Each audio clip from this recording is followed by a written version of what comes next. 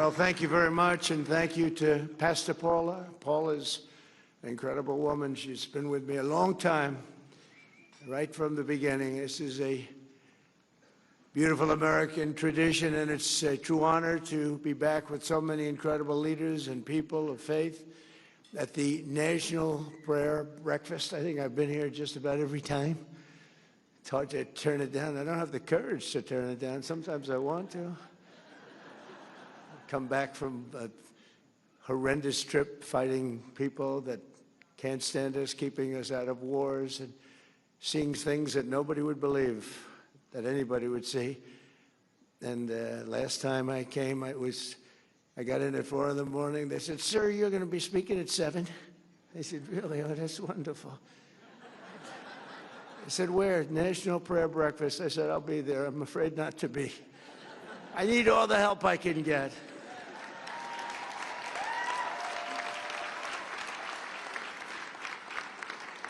And you know, I never get a fair break from the fake news, which is back there. That's a lot of fake news. Because last time I was having a lot of fun. We had a big crowd. We had 60,000 people, and I'm talking about the fact that I will never make it to heaven. I will never, ever. And I was being funny. I was trying to be, you know, you can't be sarcastic with them because they write your words, and they don't, the people who are reading the words are much different. But I said, I'm never going to make it to heaven. I just don't think I qualify. I don't think there's a thing I can do, but all of these good things I'm doing, including for religion. You know, religion's back now hotter than ever before. I mean, I have to tell you. But I said, even though I did that and so many other things, I named things, I said, I won't qualify. I'm not going to make it to heaven. And the New York Times did a front page story that Donald Trump is questioning his life and the meaning of his life. No, I was just having fun. I really think I probably should make it. I mean, I'm not a perfect candidate, but I did a hell of a lot of good for perfect people. That's for sure. Right, Mr. Speaker? But I want to thank the dozens of members of Congress here this morning, including a man of immense faith and immense talent. He's a very talented man. He's a small minority. It's just really, because we go back and forth between minority and majority, and half the time we're minority and we still win. How do we win with a minority? You know, we have a couple of people that I consider to be negative. But we're 1 up, 2 up. Sometimes we're 3 up. In fact, we'll have 2 more victories very soon. We'll be 3 up. And we consider that having a massive majority, okay? Right, Mike? That's considered. We're not spoiled. Can you imagine if we ever picked up like 20 or 30 seats? Wouldn't that be pretty? That'd be too easy. I think it would be too easy. It wouldn't be fun. I get these calls from Mike. "Sir, could you speak to so-and-so 3 o'clock in the morning?" You know, we have 2 types. We have the type that goes along with us and believes in us, and they're with us all the way. And that, I would say, is 95%, right? And then we have the type that needs a little love all the time, no matter what it is. For the easiest thing on religion or republicanism, the easiest thing to pass, they always make it difficult, but they always get there. But I have to call them always at 3 in the morning. I'll always get that call. "Sir, Speaker Johnson's going." So I get a, "Hi, Mike, what's up? What time is it?" So it's 3 in the morning. "So we have 9 names giving us difficulty. They want to have a phone call." I said, "All right, let's go. Here we go." Same 9 all the time, right? You know? So I call up. I say, "Chip, how you doing, Chip?" "Hello, sir." "Sir, I can't quite get there. I just don't know. Could I come over for breakfast?" You know, we have a 9 o'clock vote, right? I said, "Really, is it not?" "Sir, you got to get me there, sir." "Let's have breakfast, Chip." "Great." Then I get others, pretty much the same 9. I don't want to name too many, but I would. And they always get there. We have one that doesn't get there. We have one guy. He's an automatic no. No matter what. If we did welfare reform, if we did the greatest thing in history for religion, no matter what we did, no matter how good it is, greatest tax cuts, and we just did the greatest tax cuts in history, he voted against. He voted. Now, no matter what we do, this moron, no matter what it is, we could put them all together. I think, Mike, what would you say the top 5 things? Name them. We'll put them in one bill, and we'll put them before we'll get 100% vote, except for this guy named Thomas Massey. There's something wrong with him. We call him Rand Paul Jr. You know, it's like they just vote no. They love voting no. They think it's good politically. The guy's polling at about 9%. It's not good. But we have great support, and we have great support for religion. You know, I've done more for religion than any other president. When Paula was saying that, it was so nice. I was proud of it. And I said, that's true. I told the people backstage. What she said is true. Who else would say that, right? But it is true. But then I said, but that's not saying much, because not too many presidents have done too much for religion. I want to tell you that. Certainly modern day presidents, they bailed out on you. They bailed out. They want to be neutral. They want to be neutral or against. You know, the Democrats are against. I don't know how a person of faith can vote for a Democrat. I really don't. And I know we have some here today, and I don't know why they're here, because they certainly don't give us their vote. I certainly know that we're not going to be convincing them to vote for a little thing called voter ID. It polls at 97%.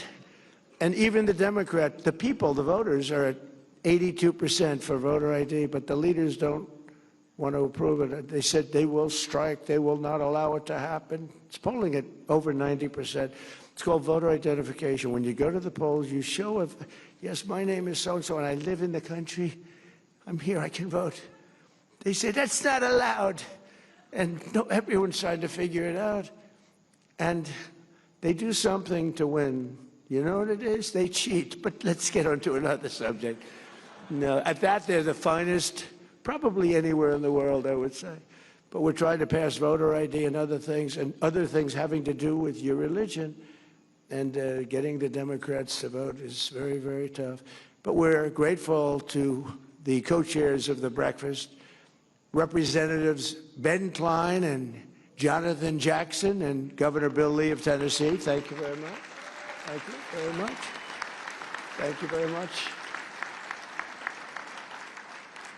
And I want to thank a man who's been with me for a long time. We've been friends, and I used to be interviewed by him, and all he wanted to talk about was war. I said, this guy, you know, he's very smart, went to the top schools, was a top student. He's like me. I was a very good student, too, but nobody would think so, you know. And nobody thinks Pete was a good student. I don't know. They think him as a tough cookie, a flamethrower, which I like, actually, in the position of Secretary of War. But he has done some job. Pete Hegseth.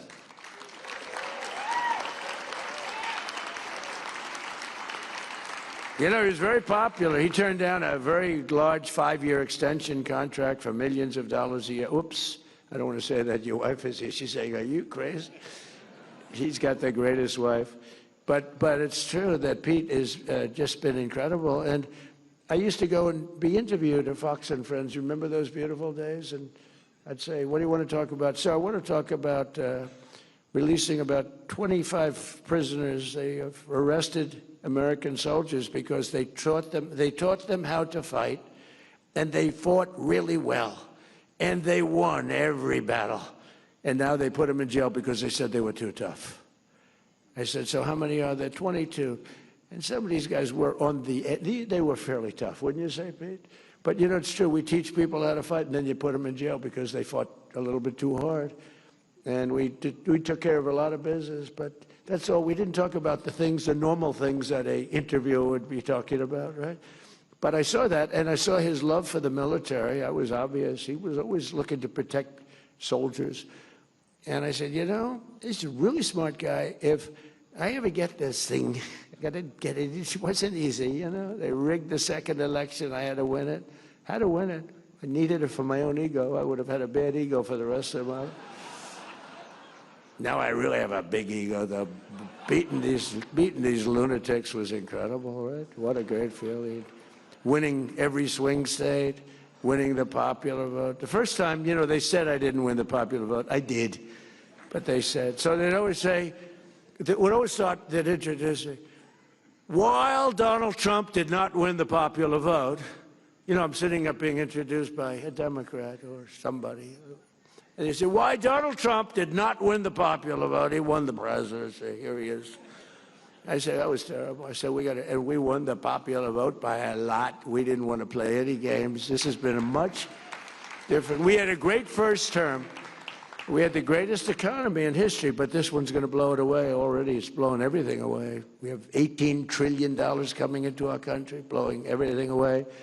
But we had a great first term. We rebuilt the military. You know, Biden gave a little chunk of it to Afghanistan brilliantly. He left tanks and planes and, you know, little things. I said, why didn't you fly the planes out? He said, well, nobody thought of it. You could have flown. He said, it's very hard to remove the equipment. Really? You couldn't fly an airplane? They buy a $150 million brand new airplane. Sir, I think it's better to leave it. Why? It's more cost effective. So we leave them a brand new jet. I said, these people are crazy. But we have it under control now like you've never seen, and our military has never been stronger. And you saw that with the B-2 bombers in Iran, and you saw it recently with Venezuela, where we're getting along fantastically with leadership. Really become a great relationship. I don't think there's been anything quite like it ever. In fact, we have 50 million barrels of oil floating right now over to Houston, and we're working with them really well. I don't think I've ever seen anything. The cooperation that we have and it's great for them because they were in big trouble economically, and yet they have more oil than any other country in the world, I think, except us. But they have more oil just about than any. And by the way, us and them, we have 68% of the world's oil. Now, I know that doesn't mean too much to people of great religion. I know you want to hear about, but you know, we got to keep our country strong, and we're doing really good. But that's been an amazing operation. I would say when people saw that, I was just talking to a great leader from El Salvador, and he said, man, that was some attack. I've never seen anything like that one, right? Right? That was good, even by your high standard, right? That was a hell of an attack. But we have a great country. We have tremendous leaders. We have a fantastic cabinet. We have unbelievable bench, and one of them is Attorney General Pam Bondi, who may be here. Where's Pam? Is she here? Where? Where are you, Pam? Where? See, she wants to keep it nice and low-key. You're really catching fire, by the way, Pam. You know, they were saying about Kristi Noem yesterday. I did the Super Bowl interview. Sir, are you going to relieve Kristi Noem of her duties? No. Oh. I said, why would I do that? We have the strongest border in the history of our country.